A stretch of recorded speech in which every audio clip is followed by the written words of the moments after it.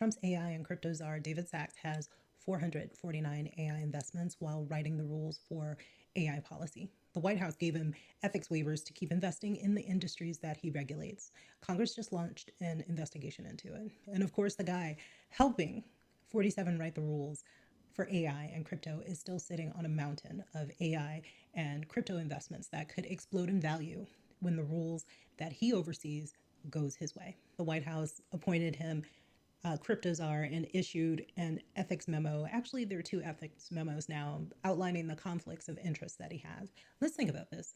These waivers are for David Sacks, the man who competed for the title of most evil in Silicon Valley. Paul Graham, the co-founder of Y Combinator, said this about David Sacks. Do you really want the full story of what you did to Parker, the Zinovitz founder, to be told publicly? Because it's the worst case of an investor maltreating a founder that I've ever heard. And I've heard practically all of them. I was talking recently to another investor about whether you're the most evil person in Silicon Valley. He thought about it for a few seconds and agreed that he couldn't think of anyone worse. Sacks has stakes in hundreds of tech companies, including over 400 that are tied to AI. And at the same time, he's serving as His Majesty's official AI and crypto czar. He figured out how to be in the White House while holding the keys to Silicon Valley.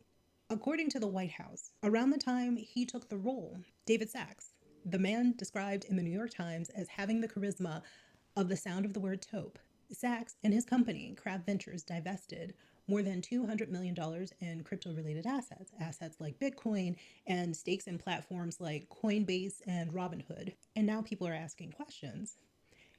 He's calling the New York Times story a nothing burger, kind of like what he wrote about anti-sexual assault efforts in his book, The Diversity Myth. He claimed that the rape crisis movement wasn't really about protecting women. It was partly about vilifying men.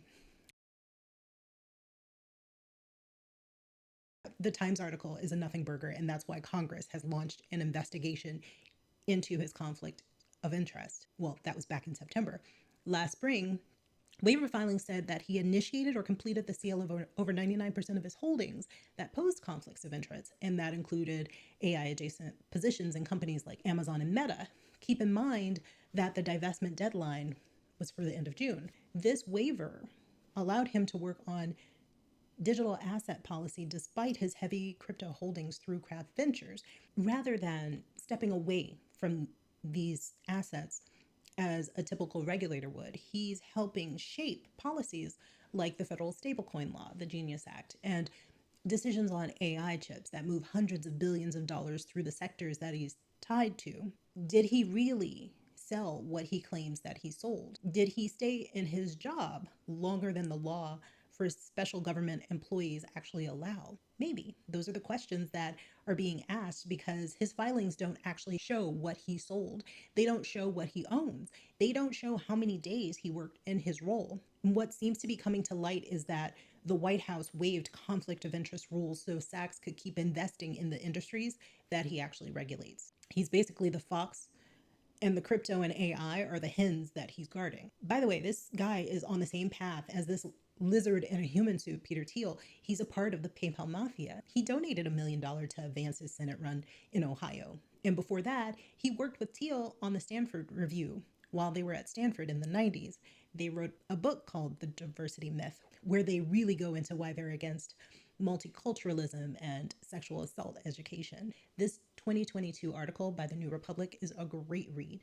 As always, my sources are linked in the video description. The White House waived the conflict of interest rules so Sacks could keep investing in the industries that he regulates. He pushed crypto and AI policy that benefits the companies around him, while the public isn't any wiser. Now, Congress is investigating whether he exceeded his 130-day limit, a limit that exists so you can't sit in the government indefinitely while operating a private money machine on the side. By now, we all know that this administration has filled the swamp to the brim. It's a playground for billionaires and donors. This story is just another name to add to the list of people that we need to put under the jail. There are still people who pop up in my comments who think there's a pathway to wealth if you work hard for it. These are the folks who refuse to open their eyes. The public ethics filings don't disclose if he sold off the assets that he divested. Of his 708 tech investments, 449 were AI related. So if those assets still matter to him. That should matter to you. He literally has a stake in Anduril Industries, that defense tech firm that makes AI powered weaponry. 47's AI action plan, which Sachs helped shape, calls for more Pentagon contracts with US AI firms. Not long after, Anduril secured a $159 million contract with the Army for AI enhanced goggles. The rest of us see this pattern. For ordinary people, we get cuts and chaos, but for the well connected, tech financiers, they get to design the rules of the future economy in ways that make their bets pay off. The same reaction to what's happening is discussed. What I find so confusing is that these maggots, these America First people, handed over their government to a bunch of immigrants who made their billions in the US. Think about it. You have Elon Musk, who was born in South Africa. You have Peter Thiel, who was born in Germany. You have David Sachs, who was born in South Africa. These people can get all the money in the world from the government. They're okay with our tax spending going to these people, but they won't feed a hungry child. I'm sure that most of us here are on the same page with this. These billionaires, they're like dementors, feeding on our happiness, causing hopelessness. They are consuming our souls by siphoning our money in every way that's imaginable. There's a simple thing that I've been doing lately that has kept me from feeling hopeless. I know everyone is talking about Hegseth and actions that should have him go to jail once all of this is over, or at least he's on my go to jail list. But this story I'm talking about is important too. I actually found it when I opened Ground News. When I open Ground News, I start with the For You page, and then I move to the local news and the blind spot feed so that I can find anything that the right may be reporting that I may have missed. I have the Vantage subscription, which gives me access to all of Ground News's features. And if you'd like access to, you can find the link in the video description where you'll get 40% off. I almost forgot. If you're new here, hi, I'm Kina. I talk about hard things with a soft voice. Thank you to everybody who has supported me with a coffee, a super thanks, a like, a subscribe, a share. You are why I do this. I have shifted my mindset to when this is over. Until recently, I was in a what's going to happen next kind of mindset, and that kind of thinking kept me on the defensive. And one of the best things that we all can do is avoid getting stuck in this sludge that is politics right now.